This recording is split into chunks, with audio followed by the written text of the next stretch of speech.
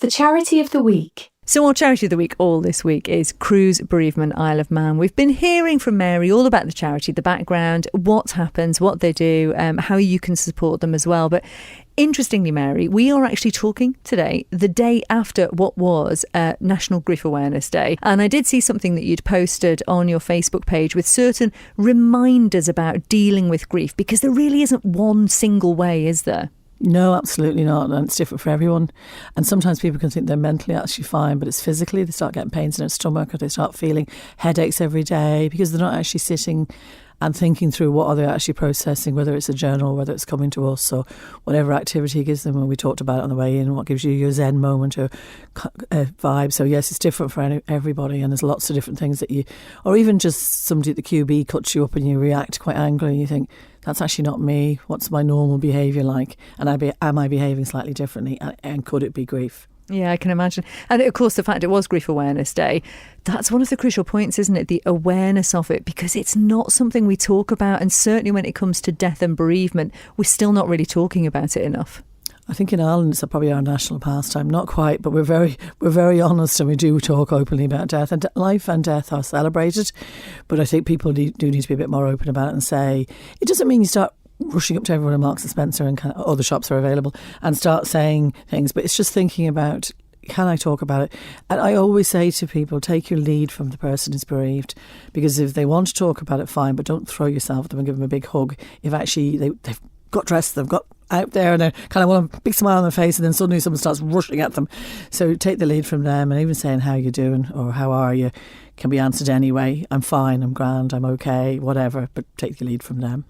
Because, as you mentioned, we are all completely different with the way that we deal with it and the way that we handle it. And I'm guessing that from your point of view then, as Cruse Bereavement Organisation, it's quite difficult then to sort of have one approach. Do you have to sort of tailor it depending on the person? Absolutely. I mean, I don't give bereavement support, but the training that the bereavement volunteers go through is 3 months. It's a hugely in-depth training, and they will take their lead from the client. If the client wants to talk or just wants to, even sometimes I notice with our children and young people service, they'll do drawings and they'll kind of tease out information and share the death of a significant person in their life and how they feel. So we work with the MSR, the Manx Sport and Recreation. They do walking with grief, so you can do walk and talk, and actually when you're walking and looking straight ahead but you're not looking at people's face, you can express things. And so we're always looking at different ways of exploring people. You don't have to come in. I always think that must be awful, but come in and talk, because it sounds like, oh my God, what am I going to say? So if you actually sit opposite somebody and you just want to talk about everything else, they're very well trained and very good at what they do to coax out how people feel. And that's one of the reasons we do say people will refer quite quickly, and they can refer quite quickly, but actually waiting a bit of time is not a bad thing, because you can actually process, how do I actually feel? Because if you've had a profound bereavement, you're actually quite, maybe not even realise at the time, you're quite shocked, and you kind of think, particularly if it's unexpected or traumatic. So taking a little bit of time to think through and then discussing your emotions with somebody who's trained to help you in whatever way suits you is a good thing. We have done mindfulness, we've done art therapy, we've done equine therapy, we've done lots of different things that for people to talk about their emotions in a different way, and hopefully, and I do think it has made a real difference for those that do access our support. And it's interesting you mentioned equine therapy, because animals can be really helpful, can't they? Absolutely. That was with Riding for Disabled. They were really supportive of us. We haven't done it with adults, we've done it with children, and we might roll it out to adults. But the children absolutely loved it, and children that, because part of our support is to build resilience and coping mechanisms. One of the Child Bereavement UK analogy is a suitcase that's closed, and every so often it just pops open when you're not expecting it. So the people that deliver the bereavement specialist support will work to try and make sure that people kind of close that suitcase comfortably and actually control it, so the mechanism will wait till they're in an environment where they feel comfortable about expressing their emotions. And why is it important to express your emotions? Well, I don't think it's for everybody. I think some people, but we mentioned off air when we came in that it is important to, if you feel that it's still at the back of your head kind of nagging you and kind of saying it, you just don't feel right in yourself or reacting a different way, I think talking it through or even expressing it in a journal or whatever way works for you. But I think kind of not leaving it locked in a cupboard and think, because it will open again at some stage. So I think dealing with that and being open about it. But You might have, I mean, not everyone will come to us, because if you have a very supportive friends and family around you and accept that death is part of life, which, as I mentioned, Irish people very much do, then you might think, actually, I'm fine, I don't need to get support. But if you find, well, actually, I do think, some people will come to us and just do one session and realise every emotion they're going through is completely normal. That, feeling angry, feeling whatever emotion you feel, there's a wide range of emotions you can feel, is normal, and then that's okay. And in time, I'll learn that, I have to accept what's happened. But there is no magic formula. Someone has to just work through the emotions and how you feel. But if they don't want to talk, I just think if it's something that you feel will help, then reach out to us. And it's a self-referral on the website. Nobody can refer you. You have to kind of want to say, okay, I want to engage in this.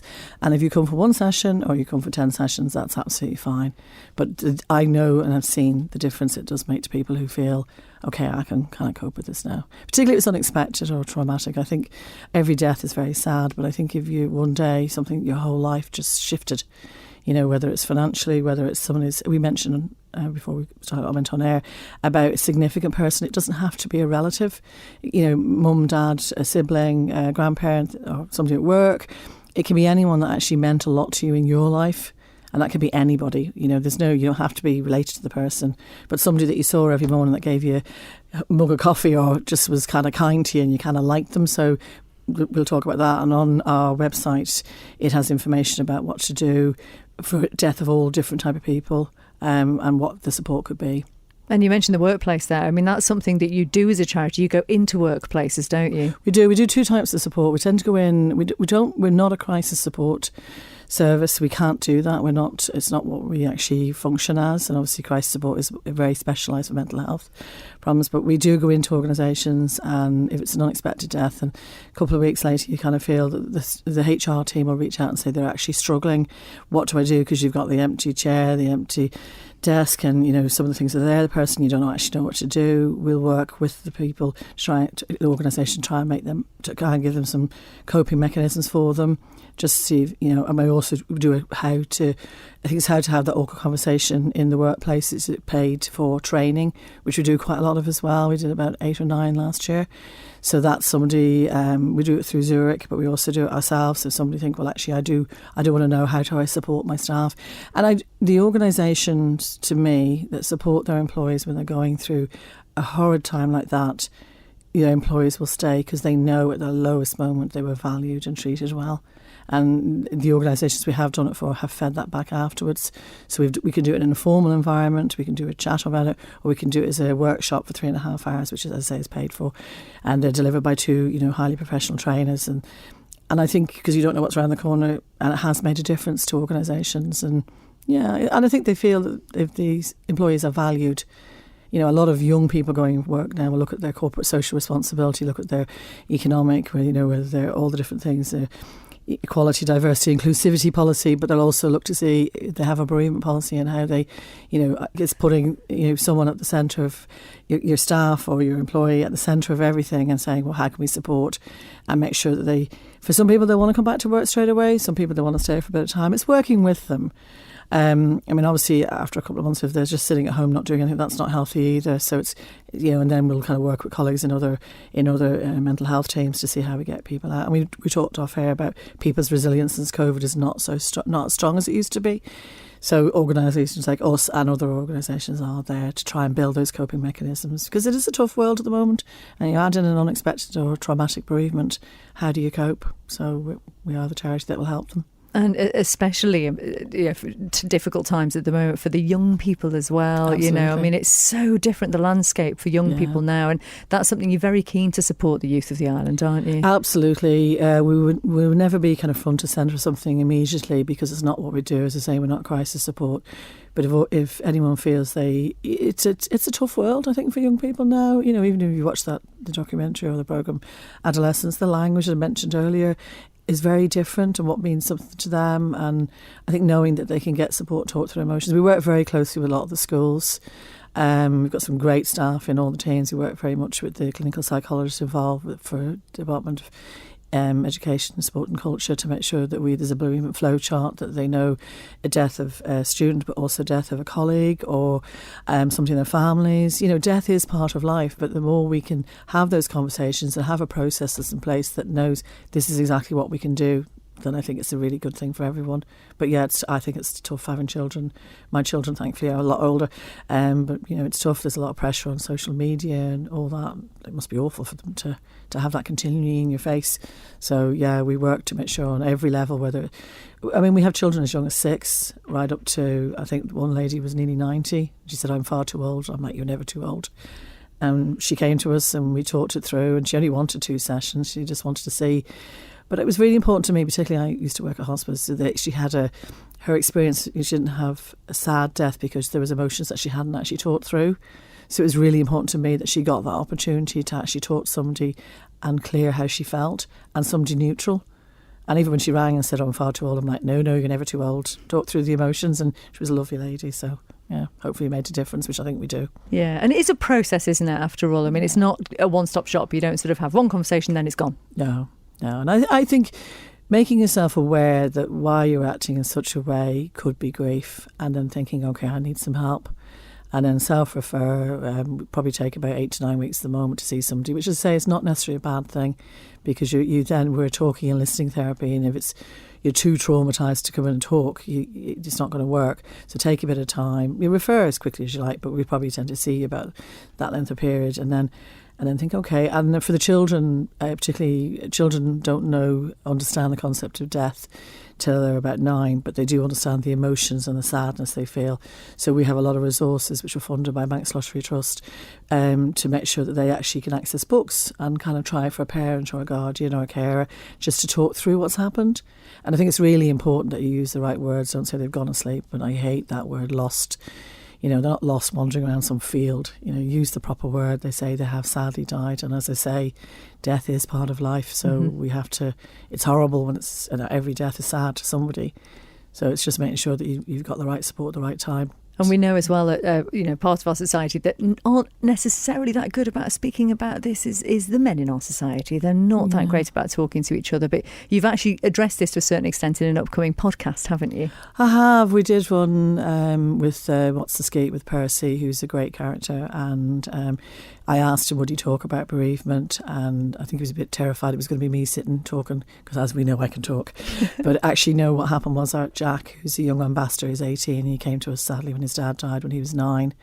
And he's been with us through bereavement support, but also Cruise Kids, which is our social group that meet once a month for children and older children. And the difference it said it made to him. He's he speaks right from the heart and talks about it. And then our chair is a guy called John Whitehouse, and he'd had a profound bereavement years ago. He talked about him, and they both talked to Percy about being open, about how it's good to express your emotions and it's okay to talk. And you're in a club you didn't particularly want to be part of, but actually and meeting other young people, Jack particularly said this, meeting other young people and chatting through. And you probably didn't talk about the death, but you knew there was a bond that you probably didn't want to be bonded by, but you all understood, so that when you went into school, if people weren't talking about it, you could talk freely within this group of children. And they do lots of different events through our Children and Young People Service. We do the Avenger Centre, which is funded, and we lots of once a month they meet, and they do colouring and drawing, and they do the mindfulness and the equine therapy and all the different things that kind of help them and hopefully go on to, for them, because bereavement at a young age is considered an adverse childhood experience, as you can imagine. So if they get the right support at the right time, hopefully that'll make a difference to them as well. Well, it sounds like a fascinating podcast. When can people listen to that? Well, I'm hoping, Percy had said in a couple of weeks, but I know he's always busy and he's got his sunflower field going on at the moment, hasn't he? So, the farm I don't think it's definitely him, but he said in the next couple of weeks. And I'm very grateful to him, because, it's a tough thing, and, the farming community can be very affected by loneliness and all the different things that go on. So, for him, I thought it was brave. Not brave's too strong a word, but to open up the conversation was good. So the three of them had a good old, what does he call, chewing the cud or having a yarn. I wouldn't dare to put the accent on. My accent's too strong. But it was very, it was very enlightening to see how honest the three of them were. I sat in the room only because I really didn't want to hear it live the way everyone else did, but I thought it was really good and quite cathartic for them. And, we talked for quite a long time afterwards, and, the message was, reach out for help if you need help, and talk to each other, talk to your friends, talk to your parents. But I think the one thing I would really is important today, it's not all about talking. If there's other things you think would help you, whether it's doing, drawing or colouring or something just to express your emotions, or keeping a journal or writing things down, but if you think you do need to talk to somebody, that's when we're here for you. And it's worth people checking out your Facebook page, because you've got information there about like the Life Grows On gardening project, which is fantastic. Obviously, you are the nominated charity for the World Tin Bath Championships this year. We are, yes. Yeah. We're very grateful to Boris and the team down there. It'll be great fun. And do you know, that really touched me, because it came out of nowhere. And I had been involved through various things over the years, and I just thought, thank you, Boris and the team down the Castaneal Drinkers. But yeah, the Tin Bath races are great fun. Have you done it? Not yet, but Boris keeps trying to get me to, so you never know. We did the interview, didn't we? Well, this is the year, Christy. Go for it. Maybe. Well, Mary, it's always lovely to talk to you, and thank you for bringing this very important subject to us. It is important to talk about this. And so just remind people where they can go if they do need a bit of support or just want to find out more. Yeah, just on our website, which is cruse.org.im, and the self-referral forms are there, but there's leaflets about how to get help, and there's the children's referral form there as well. And we're very busy on social media, but the links are all on our website if you click on any of them. And I'll give you the phone number out, but it's really, when you ring us, we'll be saying if you need help, you need to fill in the self-referral. So it's 668191. Thank you ever so much. And remember, as it says on the Facebook page, grief has no expiry date. So get in touch with Cruse if you feel like you need a little bit of support, and all the very best to your future endeavours, Mary. Keep him busy. Thank you. The Charity of the Week, brought to you by Kell Properties.